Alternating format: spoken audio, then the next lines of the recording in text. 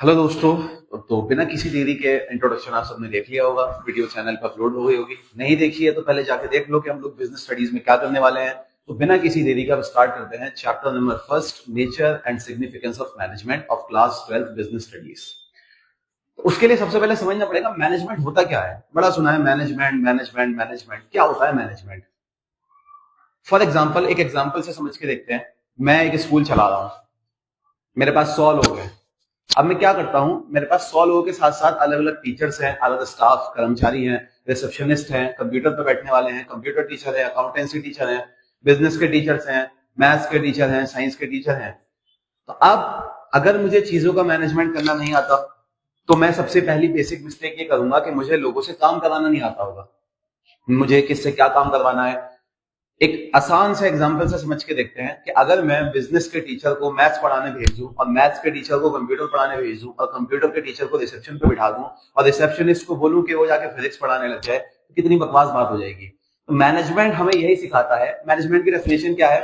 Management is the process of getting things done with the aim of achieving goals effectively and efficiently. तो management का मतलब काम करना नहीं होता। सबसे पहला पॉइंट, मैनेजमेंट का मतलब होता है कि काम को करवाना इफेक्टिवली एंड एफिशिएंटली। दो मेन टर्म्स हैं, इनका मतलब क्या होता है मैं भी बताऊंगा। तो सबसे पहले क्या लिखा हुआ है? Management is the process of getting things done. Management का मतलब क्या है? ये एक प्रोसेस है। याद रखना कि मैनेजमेंट एक प्रोसेस है जो हमेशा चलती रहती है। प्रोसेस का मतलब क्या है कि उसमें अलग अलग चीजें आती हैं, पहले ये होगा, फिर ये होगा, फिर ये होगा, आगे आगे करके चीजें करनी होती है। तो management is the process of getting things done with the aim of achieving goals. याद रखना कि ये एक ऐसी टर्म्स है बिजनेस के अंदर जो किसी भी टॉपिक में आपको लिख के ही आनी है। मैनेजमेंट के अंदर प्लानिंग होगी, ऑर्गेनाइजिंग होगी, स्टाफिंग होगी, डायरेक्टिंग होगी, कंट्रोलिंग होगी।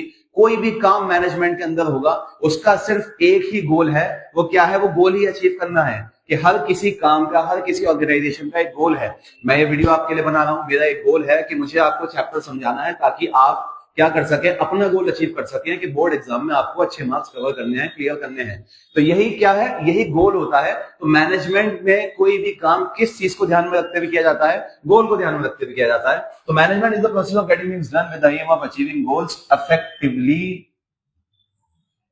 And efficiently. अभी बताता हूं इसका मतलब। This process involves the various functions such as planning, organising, staffing, directing and controlling. इसके अंदर क्या क्या आता है? प्लानिंग आती है, ऑर्गेनाइजिंग आती है, स्टाफिंग आती है, डायरेक्टिंग आती है एंड कंट्रोलिंग आती है। इन पांचों की पांचों चीजों को हम लोग अलग अलग चैप्टर के तौर पे अगली आने वाली वीडियोस में पढ़ने वाले हैं। क्योंकि हम लोग जनवरी में है तो ऑलमोस्ट इतना तो आपको पता ही होगा। मुझे उम्मीद है कि हमारे सारे चैप्टर्स आप सब लोगों ने पढ़ भी लिए होंगे, समझ में आए हैं या नहीं आए तो अलग बात है। मैरी पाकर की डेफिनेशन है, लिखी है छोटी सी। अगर आप एग्जाम में लिख के आते हो कि मैनेजमेंट क्या होता है तो मैनेजमेंट की डेफिनेशन लिखोगे। फिर जब लिखोगे ना कि मैरी पाकर की डेफिनेशन है, चेक बड़ा खुश हो जाएगा यार, बंदे ने एक ऑथर का नाम भी लिखा है, उसकी डेफिनेशन भी लिखी है। क्या? Management is the art of getting things done through other people. आप किस तरीके से, बढ़िया तरीके से लोगों से काम करवा लेते हो, इसे ही हम क्या बोलते हैं? इसे ही हम मैनेजमेंट बोलते हैं। हो सकता है कि किसी इंसान को मैनेजमेंट आता हो, वो एक काम को 50 लोगों से करवाए, लेकिन जिस इंसान से अच्छा मैनेजमेंट आता हो वो सेम काम को 20 लोगों से भी करवा सकता है। तो मैनेजमेंट का मतलब क्या है? मैनेजमेंट मुझे एक लीडर बनाएगा, एक डायरेक्टर बनाएगा, एक सुपरवाइजर बनाएगा, एक मोटिवेटर बनाएगा। मैं लोगों से बेहतर तरीके से काम निकलवा सकता हूं। यही चीज हम इसमें डिटेल में पढ़ेंगे और यही हमारी बिजनेस स्टडीज है कि मैनेजमेंट असल में होता कैसे और होता क्या है। ठीक है, आगे बढ़ते हैं। सबसे अच्छी डेफिनेशन जो मैंने आपको पढ़ के सुनाई, इसे ही याद रखना कि management is the process of getting things done with the aim of achieving goals effectively and efficiently. अब इसमें तीन मेन टर्म्स हैं। क्या क्या? सबसे पहली चीज है प्रोसेस। अब मैनेजमेंट एक प्रोसेस क्यों है? It means the primary function of management such as planning, organising, staffing, directing and controlling. तो मैनेजमेंट एक जगह आके खत्म नहीं होता, मैनेजमेंट चलता रहता है। मैनेजमेंट एक प्रोसेस है, सीढ़ियां बाय सीढ़ियां चल के जाना होता है। पहली सीढ़ी होती है प्लानिंग करना, दूसरी सीढ़ी होता है स्टाफिंग, ऑर्गेनाइजिंग करना, तीसरी स्टाफिंग, फिर डायरेक्टिंग और फिर हमारी controlling.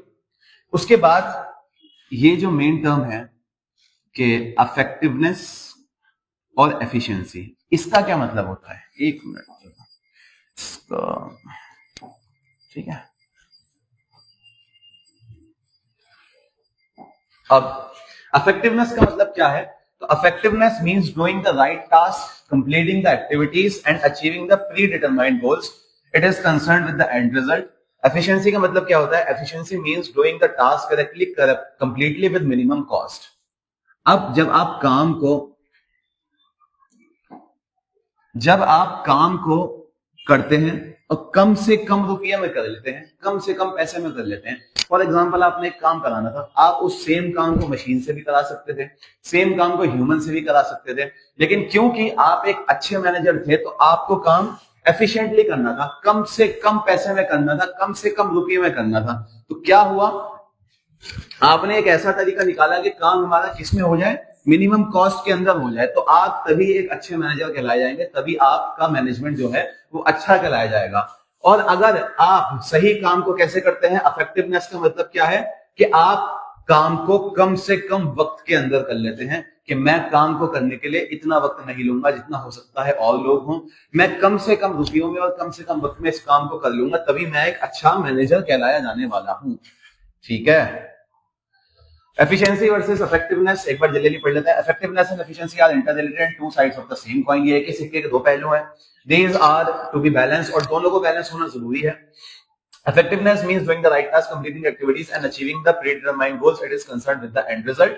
Efficiency means doing the task correctly, यानी कि minimum cost, टाइम बचाते हैं अपना। Usually high efficiency means high effectiveness.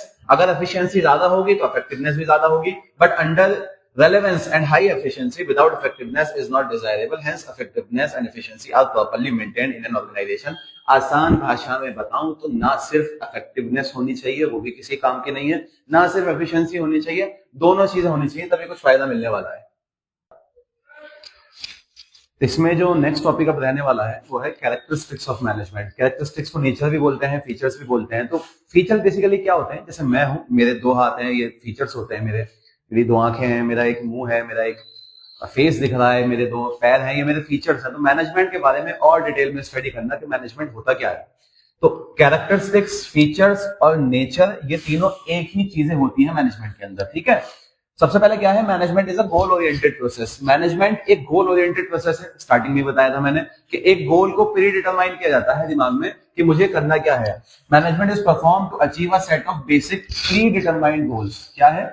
Pre determined goals. हम पहले से ही गोल डिसाइड कर लेते हैं कि हमें करना क्या है, उसके हिसाब से प्लानिंग होती है। मैनेजमेंट में कभी तुक्के नहीं मारे जाते। तुक्के इन द सेंस के चलो भैया देख लेंगे, एक हमें प्रोग्राम कंडक्ट कराना है, तो एक एनुअल फंक्शन का प्रोग्राम कंडक्ट कराना है स्कूल में, देख लेंगे 15-20 प्रोग्राम जितने भी होने होंगे, फिलहाल प्लानिंग कर लेते हैं। प्लानिंग करेंगे किस चीज की? तो मैनेजमेंट में हमें पहले ही डिसाइड करना होगा कि हमारे जो गोल है वो एग्जैक्टली क्या है, सिंपल फॉर्म में। वो बिल्कुल भी कॉम्प्लिकेटेड किसी भी हाल में नहीं होना चाहिए। बेवजह का शोर मच रहा है बैकग्राउंड में फालतू में, इलेक्शन आ रहे हैं तो उसकी एडवर्टाइजमेंट चल रही है। तो मैनेजमेंट का पहला फीचर क्या है? Goal oriented process. के हमें क्या करना है? मैनेजमेंट एक गोल ओरिएंटेड प्रोसेस है कि जिसमें गोल पहले से डिसाइड होता है, उसका मैनेजमेंट किया जाता है। सेकंड क्या है? Management is pervasive. क्या होता है परवेसिव का मतलब? सब जगह है। कहते हैं ना कि गॉड इज परवेसिव, खुदा भी सब जगह है। तो ऐसा तो नहीं कह सकते, लेकिन हम मैनेजमेंट अपने सब चीजों में सब जगह है। एक स्कूल है, एक ऑर्गेनाइजेशन है, एक कोचिंग सेंटर है, हमारा यूट्यूब चैनल है, हमारा घर है, छोटी ऑर्गेनाइजेशन है, बड़ी ऑर्गेनाइजेशन है, किसी भी तरीके की है, प्रॉफिटेबल है, नॉन प्रॉफिटेबल है, एजुकेशनल है, हेल्थ से रिलेटेड है, कोई भी काम है वहां पे मैनेजमेंट होगा ही होगा। तो management is common to all types of organisation, whether economic, social और पॉलिटिकल। कोई पॉलिटिकल ऑर्गेनाइजेशन है, इकोनॉमिक है, सोशल ऑर्गेनाइजेशन है, मैनेजमेंट तो होगा ही होगा सब जगह। तीसरा point, management is multidimensional, जिसमें से हमेशा केस स्टडी आ जाती है सीबीएसई के अंदर।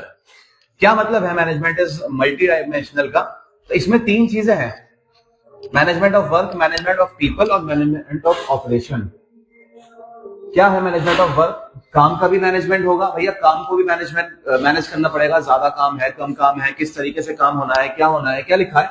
All organisations are engaged in doing some kind of work. Management translates this work in terms of goal to be achieve. भैया किसको क्या काम करना है ताकि जल्दी से गोल अचीव हो पाए? कैसे मतलब कौन सा काम किस तरीके से होना है ताकि गोल अचीव हो पाए?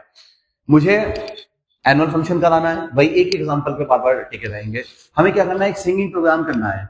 तो काम का मैनेजमेंट कैसे होगा कि हाँ, एक सिंगिंग प्रोग्राम के लिए हमें एक म्यूजिक सिस्टम की जरूरत होगी, इस म्यूजिक सिस्टम से प्रिपरेशन हो सकती है, ये म्यूजिक सिस्टम इतनी देर तक म्यूजिक वालों के पास रहेगा, इतनी देर तक ये डांस वाले प्रिपरेशन वालों के पास रहेगा। तो काम का मैनेजमेंट सब तरीके से कि इस टाइम से इस टाइम तक इन लोगों के पास रहने वाला है, तो काम का मैनेजमेंट। अगला क्या है, मैनेजमेंट ऑफ पीपल। इसका मतलब क्या है, it deals with employees as individuals, it also deals with employees as a group. अब वही म्यूजिक का प्रोग्राम कौन बंदा प्रिपेयर करवाएगा, वही डांस वाला प्रोग्राम कौन बंदा प्रिपेयर करवाएगा, तो एक एक टीचर असाइन किया जाएगा कि सर आपने एक सॉन्ग प्रिपेयर करवाना है, आपने इतने बच्चों से सॉन्ग प्रिपेयर करवाना है, तो ये आपकी रिस्पॉन्सिबिलिटी है। तो मेरे पास 10 टीचर हैं, अगर मैं 10 टीचर को खड़ा करूं और मैं कहूं चलिए 10 प्रोग्राम है, आप में से जिसका जो मन हो वो करा लीजिए, ठीक है, मैंने कह दिया 5 टीचर म्यूजिक प्रिपेयर करवाने चले गए, पता चला कि 2-3 प्रोग्राम ही प्रिपेयर हो, बाकी 7 हो ही नहीं, तो मुझे बताना पड़ेगा, ह्यूमन रिसोर्स करना पड़ेगा कि किसको कौन सा काम करना है, मुझे पहले से ही असाइन करके देना पड़ेगा उन्हें वो काम, ठीक है। उसके बाद क्या है, management of operation. It is inter related with both management of work, management of people, दोनों से रिलेट करता है। प्रोडक्ट्स और services require production process which necessities the transformation of inputs with the help of technology into a desired output for consumption. तो आपको अपना जो operation है, अपना जो काम है, उसका मैनेजमेंट करना पड़ेगा इन दोनों चीजों को मिला के। तो मैनेजमेंट हमारा क्या होता है, मैनेजमेंट मल्टी डायमेंशनल होता है, काम का भी होता है, लोगों का भी होता है, काम को किस तरीके से किया जाना है, हर चीज का मैनेजमेंट होता ही होता है। Next, management is a continuous process. Management चलता रहता है, मैनेजमेंट रुकता नहीं है।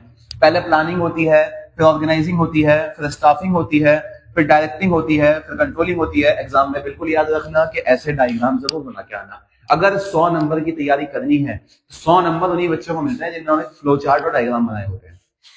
आपके कॉपी में नीट एंड क्लीन राइटिंग होनी चाहिए, प्रॉपर हेडिंग्स होनी चाहिए, अंडरलाइन होना चाहिए, और उसके बाद ऐसे फ्लो चार्ट और डायग्राम साइड में जहां जहां नीड हो वहां पे बने हुए होने चाहिए। तो management is a continuous process. The function of management such as planning, organising, staffing, directing and controlling are simultaneously perform by all the managers all the time. तो एक साथ अलग अलग मैनेजर सारे मैनेजमेंट के फंक्शन को करते रहते हैं और ये हमेशा चलते रहते हैं। जब तक काम होता रहेगा तब तक मैनेजमेंट चलता रहेगा।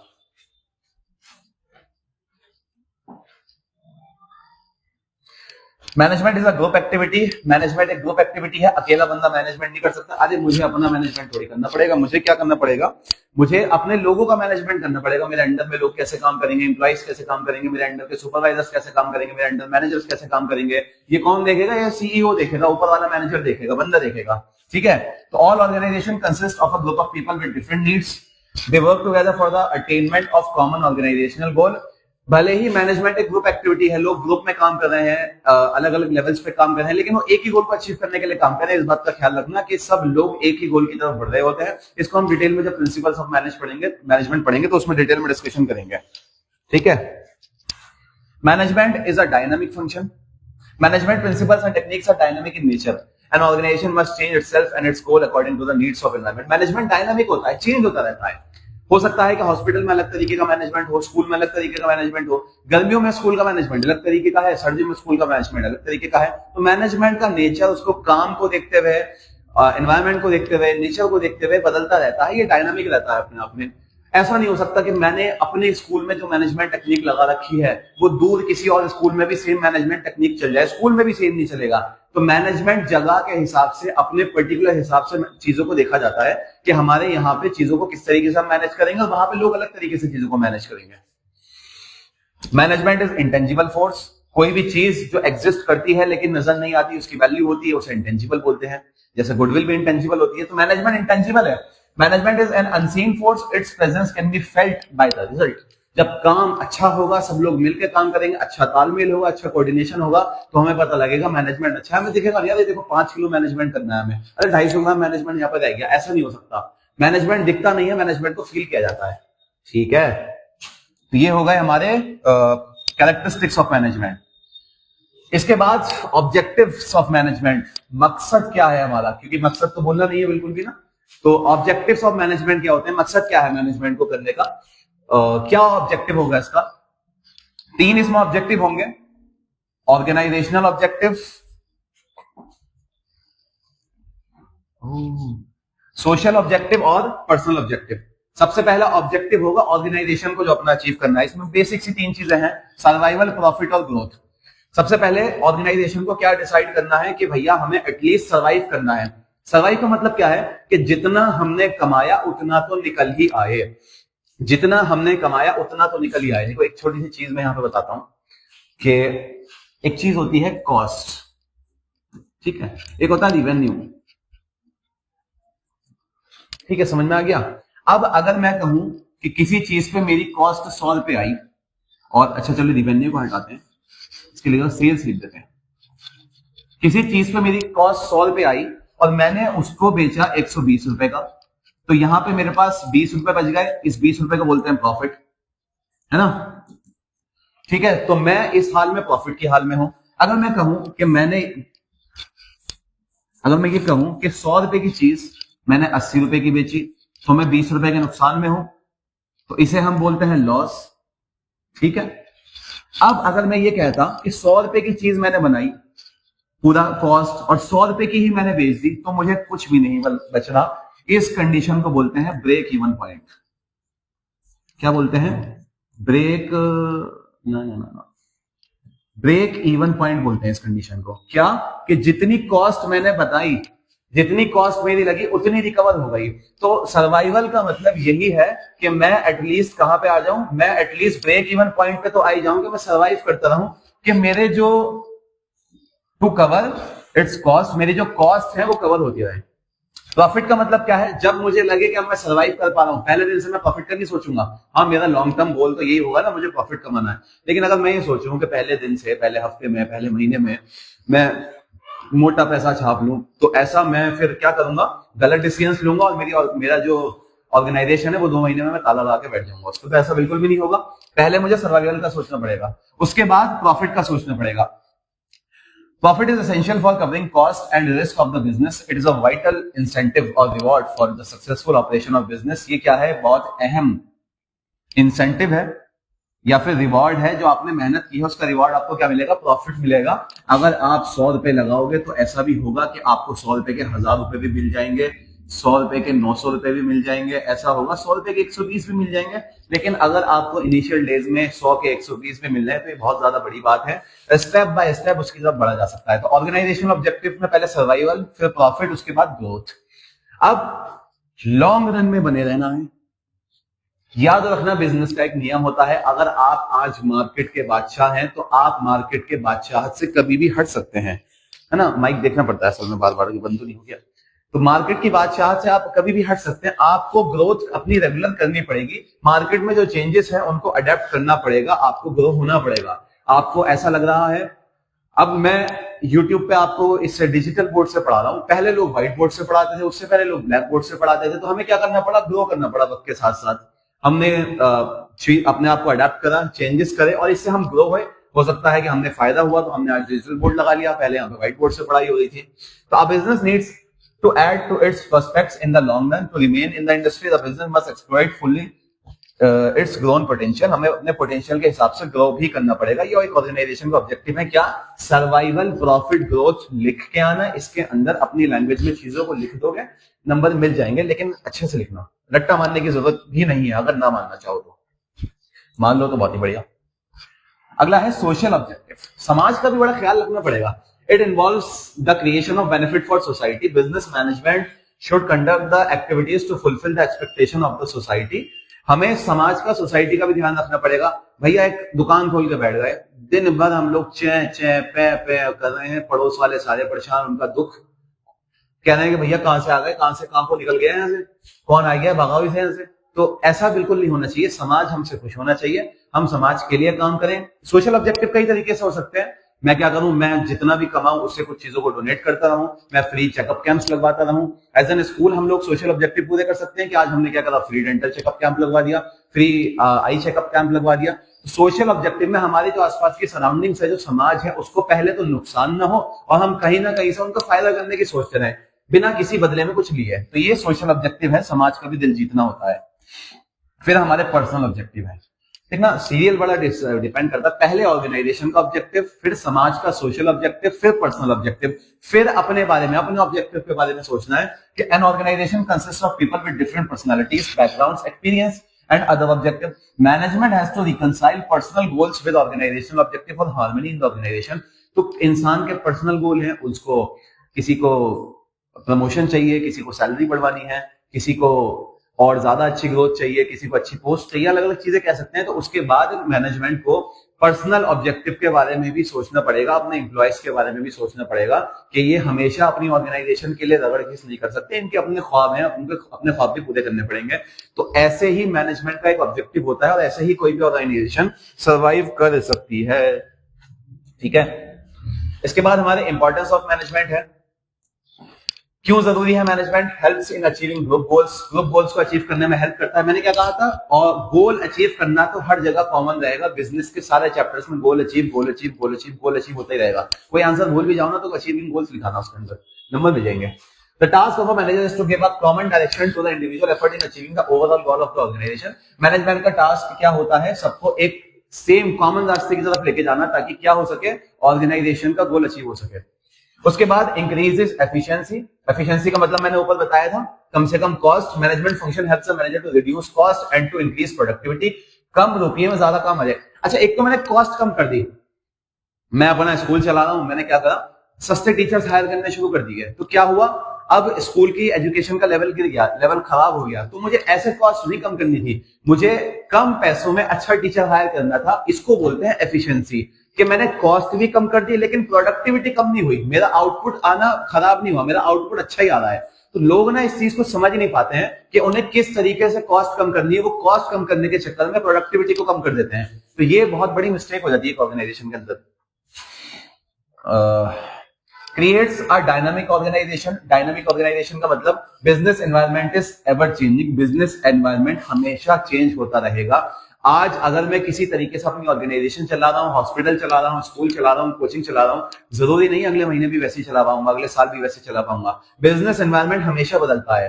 Management helps the people in the organisation to adopt these changes. और मैनेजमेंट ही मदद करता है उन चेंजेस को अडॉप्ट करने में। तो it creates a dynamic environment. Dynamic का मतलब कि चेंज होता रहता है।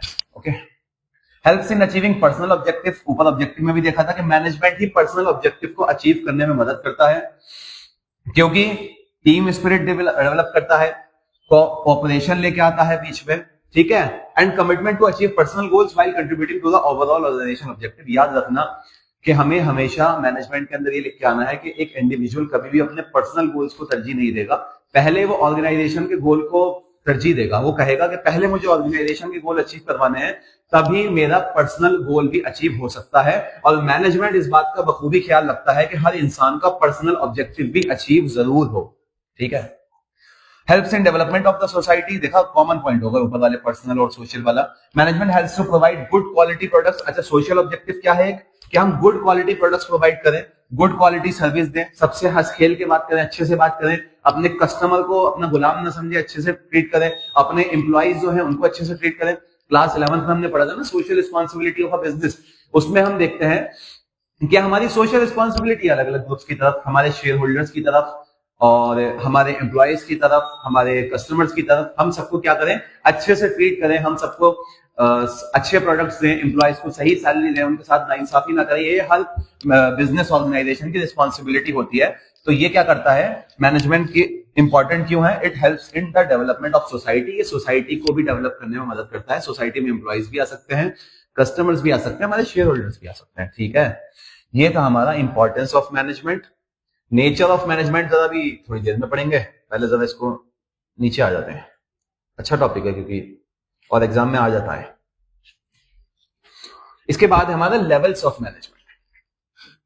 मैनेजमेंट में 3 लेवल होते हैं, top level management, middle level management और लोअर लेवल मैनेजमेंट। याद रखना कि इस किसी भी मैनेजमेंट में एम्प्लॉयज की बात नहीं हो रही है, एम्प्लॉयज इन सबके बाद आते हैं। लेवल्स ऑफ मैनेजमेंट क्या बताते हैं? जैसे टॉप लेवल मैनेजमेंट है, डायग्राम शायद थोड़ा क्लियर नहीं होगा, एक मिनट।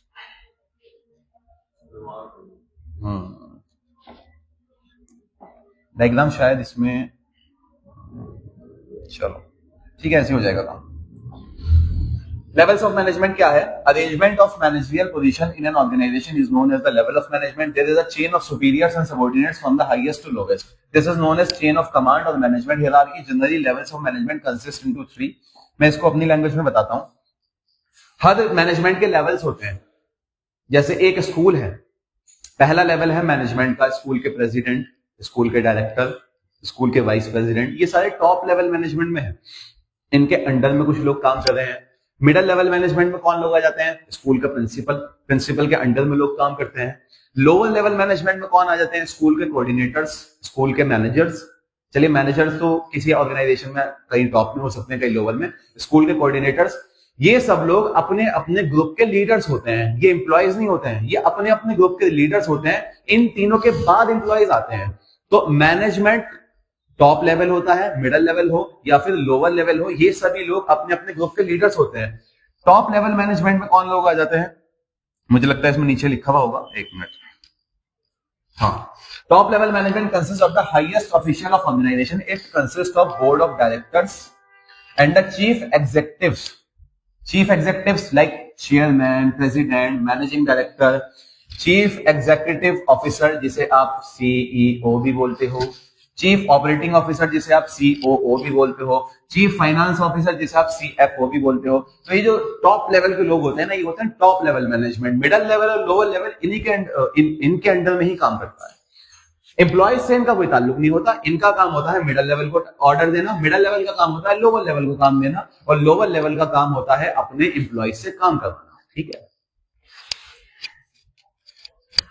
क्या है इनका काम? क्या क्या होते हैं? Setting up of the overall long term objective of the organisation. Long term goal बना के दे देंगे ऑर्गेनाइजेशन के, भैया हमें ये काम चाहिए और ऐसे ऐसे होगा। अब इनके नीचे वालों की जिम्मेदारी है कि वो काम कैसे करवाना है। Formulates broad policies and strategic plans. ये बड़ी बड़ी पॉलिसीज बना देते हैं।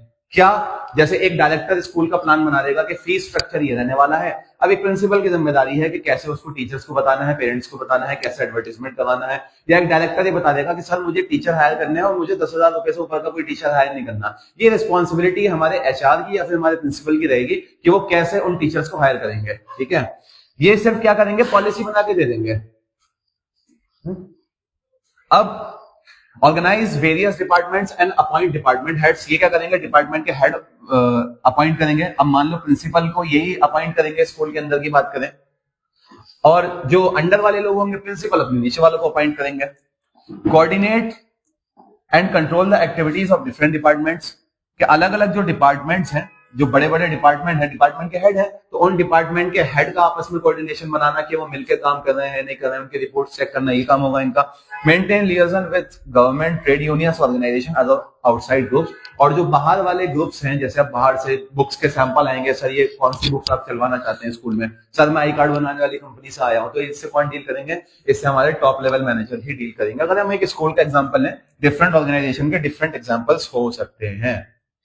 नेक्स्ट है आपका middle level management. Middle level management is the link between top and lower level management. अब जैसे फॉर एग्जांपल, अब इसमें यह है कि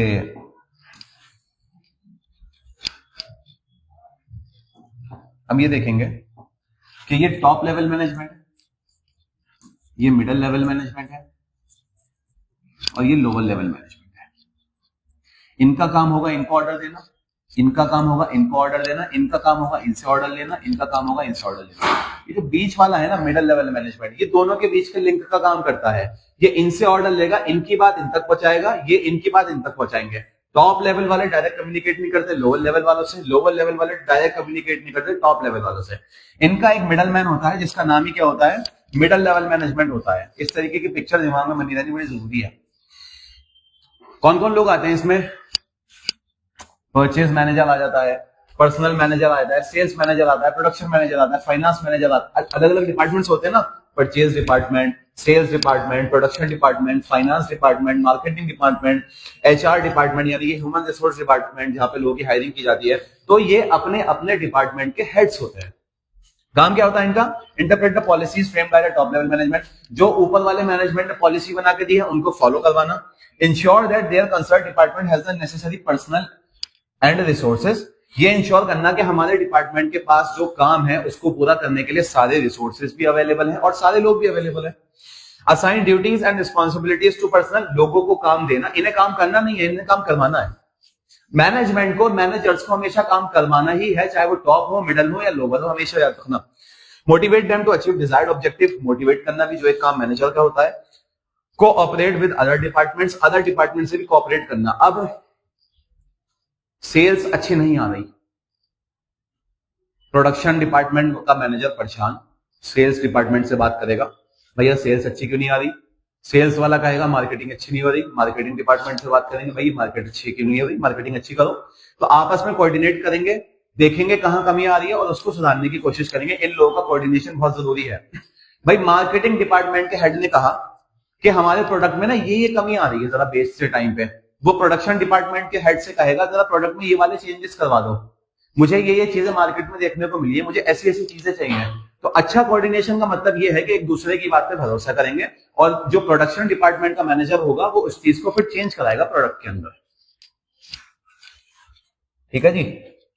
लास्ट है हमारा लोअर लेवल मैनेजमेंट, इसको सुपरवाइजरी लेवल मैनेजमेंट भी बोलते हैं, इसको ऑपरेशन लेवल मैनेजमेंट भी बोलते हैं, नाम याद रखना।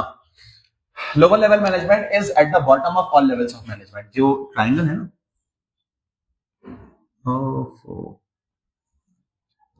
तो इसमें 3 लेवल्स हैं, ये हमारा टॉप, ये हमारा मिडल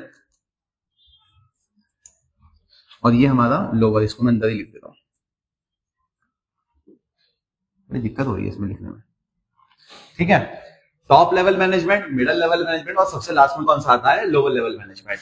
तो इसमें कौन लोग होते हैं, इसमें सुपरवाइजर्स होते हैं, इसमें फोरमैन्स होते हैं, इसमें इंस्पेक्टर्स होते हैं, इसमें अकाउंट ऑफिसर्स होते हैं, सेल ऑफिसर्स होते हैं, सेक्शन ऑफिसर्स होते हैं, सुपरिटेंडेंट्स होते हैं। यानी कि अब इनका काम क्या होता है, बेसिकली चीजें समझ में आ जाएंगी। Planning of day to day work, sales manager ने सारा काम दे दिया, भैया आपने ये काम करवाना है। अब उनके अंडर में जो लोग हैं एम्प्लॉयज के ऊपर, मैं इस तरीके से बोल सकता हूं कि प्रिंसिपल ने टीचर से कोई काम करवाना है तो प्रिंसिपल साहब टीचर से डायरेक्ट जाके बात नहीं करेंगे, वो अपने अपने डिपार्टमेंट के कोऑर्डिनेटर से बात कर देंगे कि अपने अपने डिपार्टमेंट के कोऑर्डिनेटर से बता देंगे कि मुझे नर्सरी से यूकेजी तक ये वाला काम करवाना है, मुझे 1st to 5th क्लास के कोऑर्डिनेटर से ये काम करवाना है, मुझे 6th 7th 8th क्लास के कोऑर्डिनेटर से ये काम करवाना है और मुझे 9th to 12th क्लास में ये काम करवाना है। तो हर टीचर से अलग अलग ना मिलके वो किससे मिल लेंगे, वो 4 कोऑर्डिनेटर से मिल लेंगे और चारों को उनकी जिम्मेदारी बता देंगे। वो कोऑर्डिनेटर अपने अपने विंग के टीचर से वो काम को करवा लेंगे। इस तरीके से इसको समझ सकते हैं। तो ये लोग होते हैं लोअर लेवल मैनेजमेंट। जो टीचर्स हैं उनको एम्प्लॉयज में गिना जाता है, एक एग्जांपल के तौर पे कहें तो। अब टीचर्स वो काम को करेंगे जो तीनों मैनेजमेंट ने मिलकर स्ट्रेटेजी बनाई है कि क्या काम होना है। तो planning of day to day work, day to day work क्या होना है भाई, प्लान करेंगे डे टू डे वर्क क्या होना है, उस डे टू डे वर्क को करेंगे कौन, एम्प्लॉयज करेंगे। Assignment of work and issuing orders and instruction to workers, जो वर्कर्स हैं या फिर जो एम्प्लॉयज हैं, वर्कर्स का मतलब और क्या हो सकता है, एम्प्लॉयज हो सकता है। ठीक है, जो एम्प्लॉयज हैं उनको इंस्ट्रक्शन देंगे। Arranging machines tools and materials, जो उनको सामान की जरूरत होगी वो मंगा के देंगे। Evaluating operational performance of workers, ये देखेंगे कि इवैल्यूएट करेंगे कौन कैसा काम कर रहा है। Taking corrective actions if necessary, जहां जरूरत होगी एक्शंस लेंगे। Submitting report to middle level, और जब मिडिल लेवल मैनेजमेंट को रिपोर्ट सबमिट करेंगे जब वो मांगेगा कि सर अभी देखिए इतना काम हो चुका है, तो ये लोअर लेवल मैनेजमेंट वाले लोग होते हैं। एग्जांपल जरूर याद कर लेना कौन कौन किस किस में आता है। टॉप लेवल में दोबारा बता रहा हूं, सीईओ, सीएफओ, सीईओ, ये सारे लोग, मैनेजर, प्रेसिडेंट, वाइस प्रेसिडेंट, ये सब आए थे। मिडिल लेवल मैनेजमेंट में production manager, sales manager, purchase manager, HR manager, human resource manager, ये सारे लोग आ जाते हैं। और सुपरवाइजरी लेवल पे, नाम ही इसका सुपरवाइजरी है, तो इसमें supervisor, foreman, inspector, account officer, sale officer, section officer वगैरह वगैरह सब लोग आ जाते हैं। फंक्शन ऑफ मैनेजमेंट, सबसे मजेदार टॉपिक, कितना बेहतरीन डायग्राम बना हुआ है, बना के जरूर आना। अच्छा, ऐसा लग रहा है कि कोई भी एक काला जादू होगा इस वाले स्टार के अंदर ना, इसको देख के, तो इससे इसको याद रखना है, डायग्राम बना के आना है। फंक्शन ऑफ मैनेजमेंट, फंक्शन का मतलब है काम क्या करने हैं आप मैनेजमेंट के अंदर। 5, प्लानिंग, ऑर्गेनाइजिंग, स्टाफिंग, डायरेक्टिंग और कंट्रोलिंग। इन पांचों ही चीजों को हम बड़ी डिटेल में 5 चैप्टर्स में पढ़ेंगे, इसलिए मैं इतनी खास डिटेल में यहाँ पे नहीं पढ़ाऊंगा। मैं सिर्फ आपको डेफिनेशन बताने वाला हूं यहाँ पे क्या होती है। प्लानिंग का मतलब क्या होता है, चीजों को प्लान करना कि हम किस काम को कैसे करने वाले हैं। प्लानिंग की डेफिनेशन क्या है, planning means deciding in advance, टुकड़े बांटते हैं, deciding in advance what to do, how to do, when to do and by whom it should be done. What to do क्या करना है, हाउ टू डू कैसे करना है, व्हेन टू डू कब करना है, and by whom it should be done, और किसके द्वारा है कि कौन इस काम को करने वाला है। ठीक है, प्लानिंग की इतनी सी डेफिनेशन होती है। अगर फंक्शन ऑफ मैनेजमेंट पूछे उसमें प्लानिंग लिखना, इतनी डेफिनेशन लिख देना काफी रहेगी। ऑर्गेनाइजिंग का मतलब क्या है? Organising refers to identification and grouping of activities. सबसे पहला प्रोसेस आइडेंटिफिकेशन, आइडेंटिफाई करना क्या काम होना है, एंड ग्रुपिंग ऑफ एक्टिविटीज, काम को ग्रुप्स में बांट देना। To be undertaken and assigning them to different departments. दूसरा काम क्या होता है? अलग अलग डिपार्टमेंट्स को उनके काम दे देना। अभी काम हो नहीं रहा, काम दे रहे हैं अभी हम, ऑर्गेनाइज कर रहे हैं काम को, ठीक है। It also involves creating job position, job position banana. For example, मैं अपना स्कूल खोल रहा हूं, मुझे एक प्रिंसिपल तो चाहिए होगा, क्या मुझे वाइस प्रिंसिपल भी चाहिए? तो मैं ऑर्गेनाइजिंग के अंदर डिसाइड करूंगा कि इतनी बड़ी ऑर्गेनाइजेशन है कि मुझे वाइस प्रिंसिपल भी चाहिए। क्या मुझे 4 कोऑर्डिनेटर चाहिए, एक ही चाहिए? अभी स्टार्टिंग है, कम बच्चे, एक कोऑर्डिनेटर से काम चल जाएगा। तो मैं जॉब पोजीशन भी क्रिएट करूंगा। हाँ, आने वाले 5 साल में बच्चे ज्यादा होंगे स्कूल में, तो अब 2 कोऑर्डिनेटर चाहिए, मुझे 3 कोऑर्डिनेटर चाहिए, अब मुझे वाइस प्रिंसिपल भी चाहिए। तो ऑर्गेनाइजिंग के अंदर यही काम किया जाता है कि जॉब पोजीशंस भी बनाई जाती हैं। It is a process of creating authority responsibility relationship. ये भी डिसाइड किया जाता है कि कौन किसके अंडर में काम करने वाला है। एक प्रिंसिपल होगा, उसके अंडर में एक वाइस प्रिंसिपल काम करेगा। क्या वाइस प्रिंसिपल के अंडर में टीचर्स काम करेंगे, या वाइस प्रिंसिपल के अंडर में कोऑर्डिनेटर्स काम करेंगे, उनके अंडर टीचर्स काम करेंगे? तो अपनी नीड्स को देखते हुए हम अपना क्या बना लेते हैं? अथॉरिटी रिस्पॉन्सिबिलिटी रिलेशनशिप बना लेते हैं। It provides a framework. एक फ्रेमवर्क मिल जाता है। एक एग्जांपल देखते हैं, जब एक इंजीनियर एक बिल्डिंग बनाने खड़ा होता है तो पहले एक चार्ट बना के तैयार करता है कि मैं इसको ऐसे ऐसे करके बनाने वाला हूं। दैट इज ऑर्गेनाइजिंग, ठीक है। अगला काम हमारा स्टाफिंग। अब मुझे पता है कि मुझे एक प्रिंसिपल चाहिए, 4 कोऑर्डिनेटर चाहिए। अब कौन वो प्रिंसिपल होगा और कौन वो 4 कोऑर्डिनेटर होंगे? आइए साहब, जॉब की पोजीशन खाली है, आके अप्लाई कीजिए। स्टाफिंग का मतलब है finding the right person for the right job, having the right qualification to do the right work at the right time। तो सही इंसान को ढूंढना, सही जगह पे बैठ के सही काम करने के लिए सही वक्त पे ही क्या कहलाता है? स्टाफिंग कहलाता है। कि हम क्या करेंगे? अब लोगों को हायर करेंगे उस जॉब पोजीशन के लिए जो हमने ऑर्गेनाइजिंग के अंदर बनाई है, ठीक है। तो staffing is the process of finding the right person for the right job and the right time, सही वक्त पे सही काम करने वाला। This is also known as human resource. इसे ह्यूमन रिसोर्स और कॉमनली नोन HR भी बोलते हैं, ठीक है। And it involves activities such as recruitment. इसमें रिक्रूटमेंट होगा, यानी कि हम कहेंगे लोगों से आओ और आके वो करो, इंटरव्यू दो आके। सिलेक्शन, सिलेक्ट करेंगे उन लोगों से। प्लेसमेंट, उनका प्लेसमेंट कर देंगे। ट्रेनिंग, उनको काम सिखाएंगे, उनका डेवलपमेंट करेंगे। रेम्यूनरेशन, उनको काम करने के पैसे देंगे। प्रमोशन, अच्छा काम करेंगे तो उनको ऊपर वाली पोस्ट पर भेज देंगे। ट्रांसफर ऑफ पर्सनल, जरूरत होगी तो उनका ट्रांसफर भी कर देंगे। तो स्टाफिंग के अंदर ये सारी चीजें आएंगी। जब स्टाफिंग का चैप्टर आएगा तो उसमें डिटेल में पढ़ेंगे बड़े अच्छे से। डायरेक्टिंग का मतलब क्या है? एक डायरेक्टर के काम क्या है? अब काम हो रहा है, डायरेक्टर को काम देना है, उनको डायरेक्ट करना है, उनको गाइड करना है, उनको मोटिवेट करना है, एज अ लीडर उनके साथ वर्क करना है। ये सारे काम डायरेक्टिंग के अंदर किए जाते हैं। तो क्या लिखा हुआ है? Directing is the process of instructing, instruction देना। ये कीवर्ड्स हाईलाइट कर रहा हूं ताकि इनसे याद रहेगा। सुपरवाइज करना काम को, लीडरशिप का रोल निभाना, कम्युनिकेट करना उनके साथ, किसके साथ? जो काम कर रहे हैं, विद द वर्कर्स।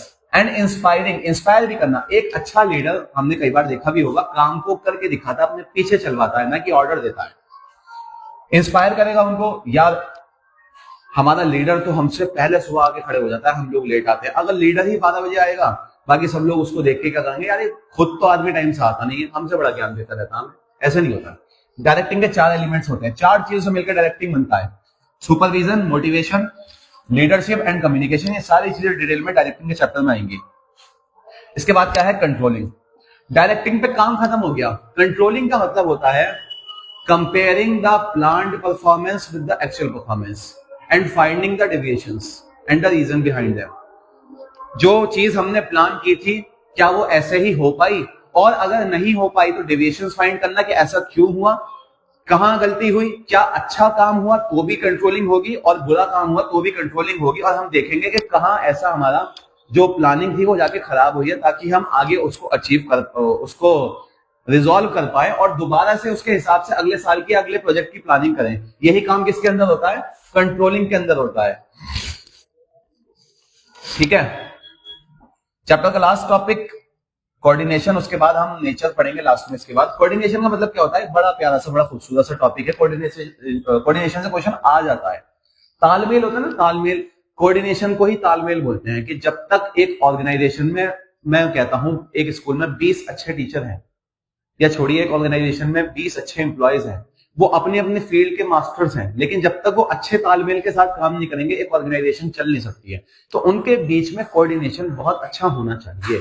एक सुपीरियर और एक सबॉर्डिनेट का कोऑर्डिनेशन भी अच्छा होना चाहिए, सेम लेवल पे काम करने वालों का कोऑर्डिनेशन भी अच्छा होना चाहिए, ऊपर वाले लेवल वालों का कोऑर्डिनेशन भी अच्छा होना चाहिए, नीचे वालों का अच्छा होना चाहिए। जब तक कोऑर्डिनेशन अच्छा नहीं होगा तब तक कोई भी ऑर्गेनाइजेशन रन नहीं कर सकती किसी भी हालत में। अकॉर्डिंग टू हेनरी फ्योल साहब बोलते हैं कोऑर्डिनेशन हार्मोनाइजेस, हार्मनी एकता लेके आता है, सिंक्रोनाइजेस एंड यूनिफाइज इंडिविजुअल्स, यूनिफाई मतलब उनको जोड़ देता है, unifies individual efforts for better action and for the betterment of business objective. मैंने कुछ देर पहले एग्जांपल दिया था कि मार्केटिंग मैनेजर को लगा कि हमें कोई चीजें चाहिए प्रोडक्ट के अंदर, वो प्रोडक्शन मैनेजर से कहेगा, प्रोडक्शन मैनेजर उसकी बात ही ना सुने।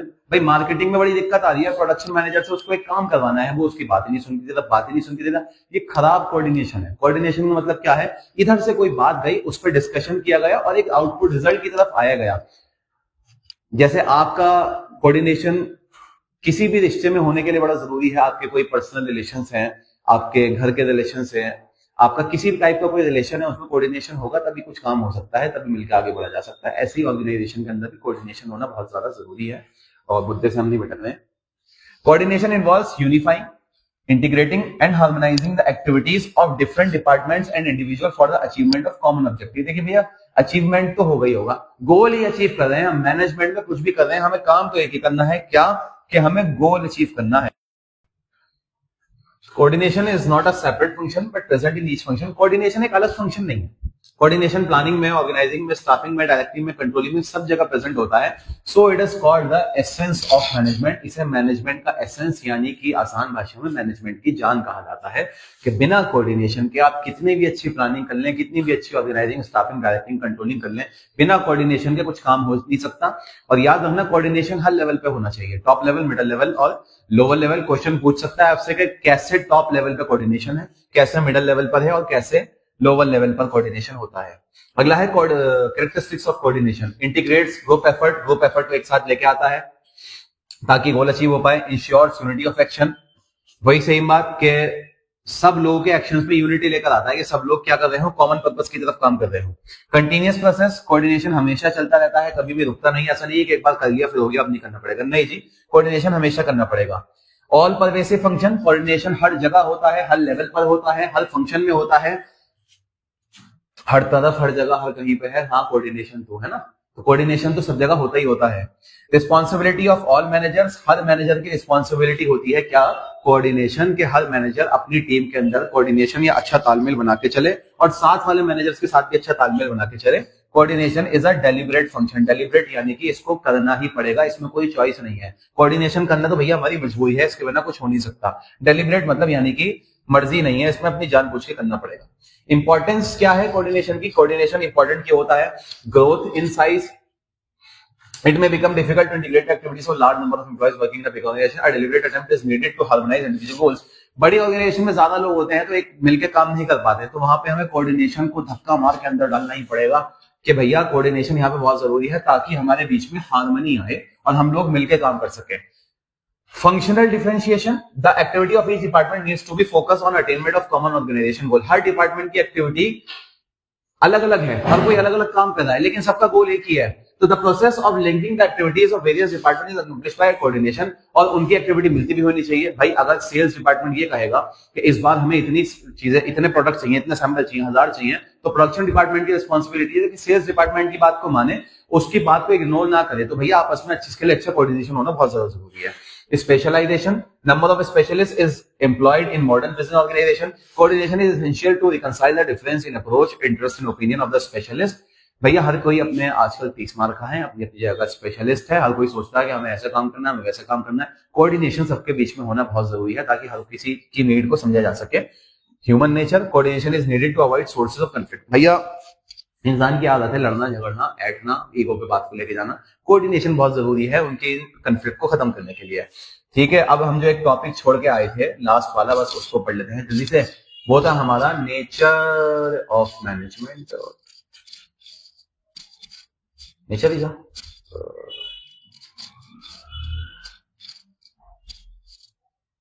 अच्छा, तो मैंने ऊपर बताया था कैरेक्टरिस्टिक्स में आप नेचर लिखेंगे, लेकिन मैनेजमेंट में आप नेचर में इस चीज को लिख के आएंगे जिसको अब मैं बता रहा हूं। क्या है नेचर ऑफ मैनेजमेंट? पूछा जाता है हमसे, आओ इसको थोड़ा डिटेल में समझते हैं। मैनेजमेंट क्या है? मैनेजमेंट असल में है क्या? मैनेजमेंट एज अ साइंस, ठीक है, चलो छोड़ो। मैनेजमेंट एज एन आर्ट, या तो मैनेजमेंट एक साइंस है, या मैनेजमेंट एक आर्ट है, या फिर मैनेजमेंट एज अ प्रोफेशन, या फिर मैनेजमेंट क्या है? एक प्रोफेशन है। तो हमसे पूछा गया कि मैनेजमेंट का असल नेचर क्या है? मैनेजमेंट एक साइंस है, एक आर्ट है, या फिर एक प्रोफेशन है? अच्छा, कोई भी चीज एक साइंस या आर्ट और प्रोफेशन कैसे मानी जाती है? देखो, मैनेजमेंट एज अ साइंस को देखते हैं। Science is a systematic body of knowledge. सबसे पहली बात, कोई भी चीज को साइंस होने के लिए एक सिस्टमैटिक बॉडी ऑफ नॉलेज होती है दैट एक्सप्लेन्स जनरल ट्रूथ्स और the operation of general loss. भाई साइंस हमें लॉ बना के देती है, law of inertia, theory of relativity, अलग अलग चीजें हमारे पास लॉ है जिन पे बड़ी रिसर्च की है, सिस्टमैटिक बॉडी ऑफ नॉलेज है, बड़ा सारा रिसर्च करना पड़ा भैया, प्रिंसिपल्स होते हैं उसमें साइंस के लिए। क्या है जरा इसको देख लेते हैं। Systematic body of knowledge, the principles of science are based on cause and effect relationship, कि भैया इसको करने से ऐसा होगा। हर चीज में कॉज और इफेक्ट रिलेशनशिप होता है साइंस के अंदर। क्या मैनेजमेंट में ऐसा है? बिल्कुल, कहीं ना कहीं हो सकता है। Principles are based on experimentation, principles किस पे बेस्ड होते हैं? उनके लिए क्या हुआ होता है? एक्सपेरिमेंट्स हुए होते हैं, कई सारे एक्सपेरिमेंट होते हैं। एक बल्ब बना था, उसके लिए कितने सारे एक्सपेरिमेंट हुए थे कि कैसे बनेगा बल्ब, कई सारे अटेम्प्ट्स के बाद जाके बल्ब हमारे सामने आया था। यूनिवर्सल वैलिडिटी, जो चीज साइंस होती है उसकी यूनिवर्सल वैलिडिटी होती है। अगर मैं कहूं कि मैं यहाँ पे खड़ा हूं, यहाँ ग्रेविटी है, लेकिन वहां पाकिस्तान में नहीं है, ऑस्ट्रेलिया में नहीं है, ऐसा हो सकता है? नहीं जी, ग्रेविटी है तो ग्रेविटी है। अगर लॉ है तो मैनेजमेंट में ऐसा नहीं है। हो सकता है यहाँ का मैनेजमेंट अलग हो और वहां का मैनेजमेंट अलग हो, तो ये वाला पॉइंट मैच नहीं कर रहा है। क्यों? क्योंकि management is a systematic body of knowledge, it has its own theory and principle. इसकी अपनी थ्योरी और अपने प्रिंसिपल है, यूनिवर्सल वैलिडिटी नहीं होती चीजों की कभी भी ना, ठीक है। तो मैनेजमेंट एक साइंस हो भी सकता है और नहीं भी हो सकता, पार्शियली साइंस हो सकता है मैनेजमेंट, तो पूरी तरीके से साइंस तो नहीं है। अब management as an art, management as an art का मतलब क्या है?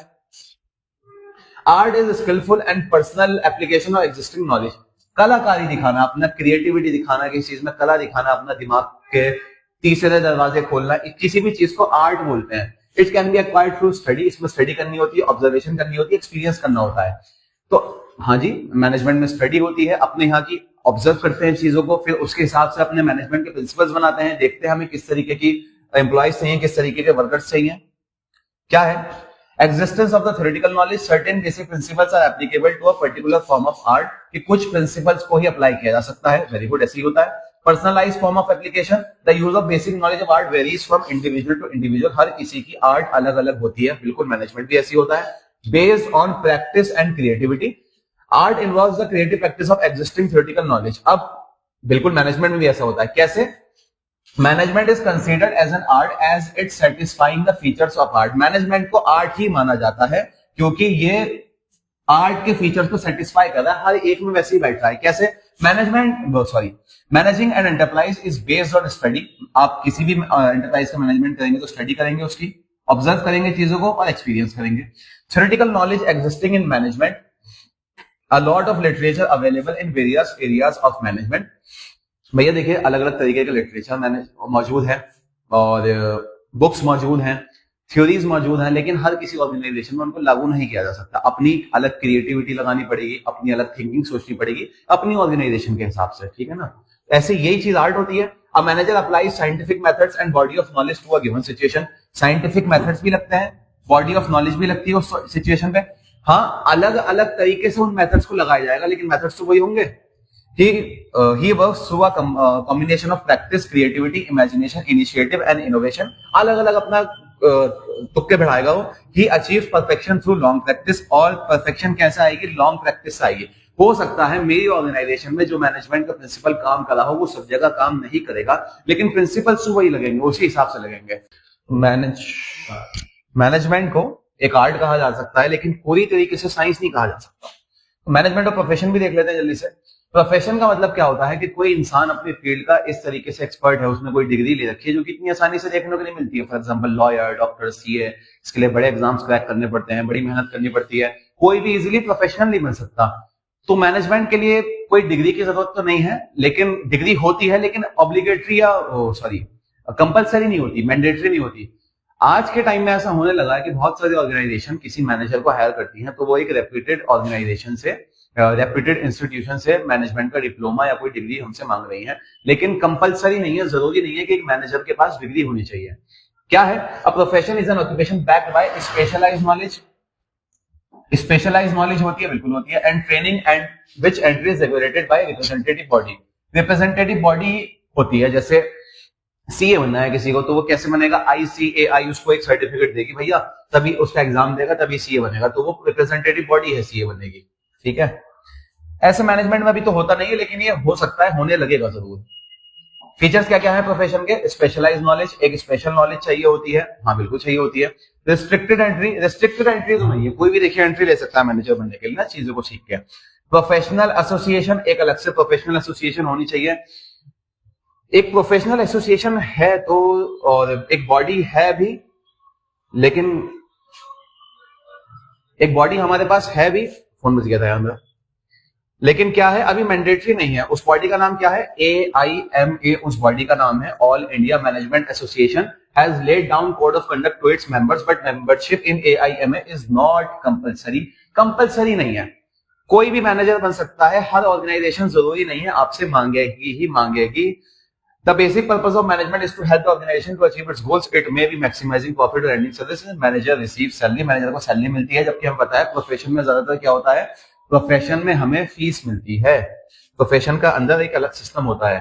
तो कंक्लूड करूं बात को, आसान भाषा में बताऊं तो मैनेजमेंट क्या है? मैनेजमेंट इज एन आर्ट, आधा साइंस भी है, लेकिन प्रोफेशन मैनेजमेंट नहीं होता है बिल्कुल भी। हो सकता है आगे चल के मैनेजमेंट प्रोफेशन बन जाए, लेकिन फिलहाल के लिए करिकुलम जो हमसे कहता है वो मैनेजमेंट को एज एन आर्ट ही बताता है पूरी तरीके से। तो अब हमारा फर्स्ट चैप्टर यहाँ पे कंप्लीट हुआ, सारी चीजें हमने डिटेल में कवर करी, वन शॉट में आपको सारी चीजें मिल गई हैं। केस स्टडी जरूर पढ़ना, एनसीईआरटी की रीडिंग जरूर करना। वीडियो को मना करते हुए तब तक के लिए tata bye bye, take care.